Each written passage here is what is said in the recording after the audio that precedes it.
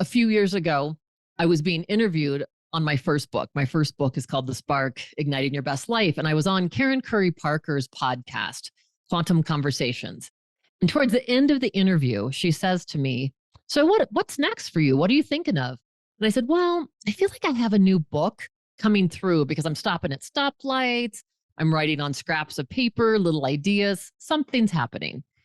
So we get done with the interview and she says to me, I have a business partner and we own a publishing company and we'd like to publish your next book. Oh, that's amazing. It was so incredible. And so she says, I'm going to introduce you to her and you guys can jump on a Zoom call. Isn't it crazy though, how those things just kind of organically line up sometimes in life to where it's like, I can't believe this, like it just so weird. It's just one of those organic things that kind of just blows your mind. Like, wow, thank God I did this and that I was there, because if not, I would have lost out on a huge, huge, huge opportunity. Totally. I mean, serendipity, right, is phenomenal, and how these things really do line up in everyone's life. I mean, if people notice, serendipity showed up over and over again. And when I met Michelle Vandepass the next day, her co-business partner, I'm telling her kind of my story. And she goes, oh my God, Stephanie. She's like, you are fierce. You are fierce. And right then it dropped in. I'm like, oh my God, the title of this book is Becoming Fierce. And ironically, one of the chapters is called What Serendipity Got to Do with It. Yeah, there you go. There you go. That's cool. So, okay, you explained kind of what it means to be fierce.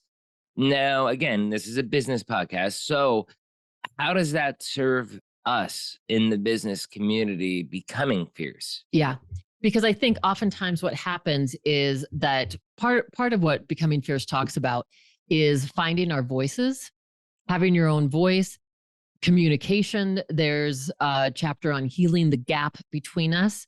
We've got it. And one is about how to take your power, understanding your relationship with power. Because oftentimes it's not that we're so much in our big ego, like I'm better than you. A lot of times we're in that small ego that says I'm not enough. And so, becoming fierce, and especially in business, I think these are essential qualities. We're not going to be successful in business if we're playing small. We're not going to be successful in business if we don't have go big or go home. Heck yeah, that's right. So we've got to be able, and again, it's not an ego thing. It's literally cultivating, number one, an inner relationship with yourself. And I really refer to it as befriending yourself. And it's, we all hear that old cliche, oh, just love yourself, be your own best friend. But we all know it's not that easy.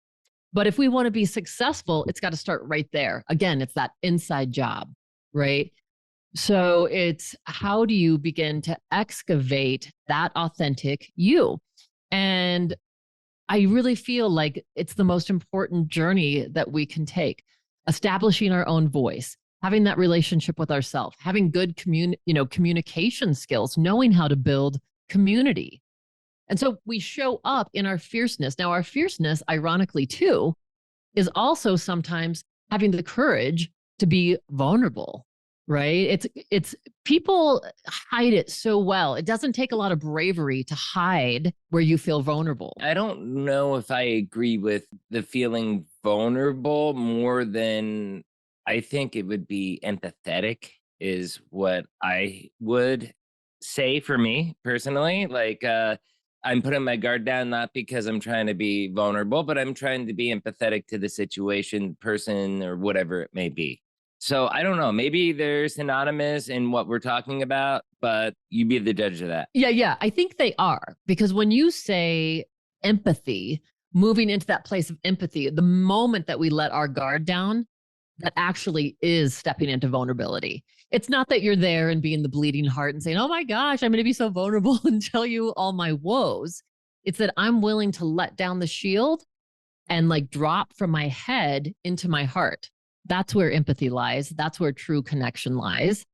And so whether we're making a business deal or whether we're just having a conversation with an employee, or a coworker, those are the things where when we're in that place And out of ego, we're actually listening to what that person has to say. And I call it active listening or open hearted listening, because we're not listening so we can interrupt them and just say what we think.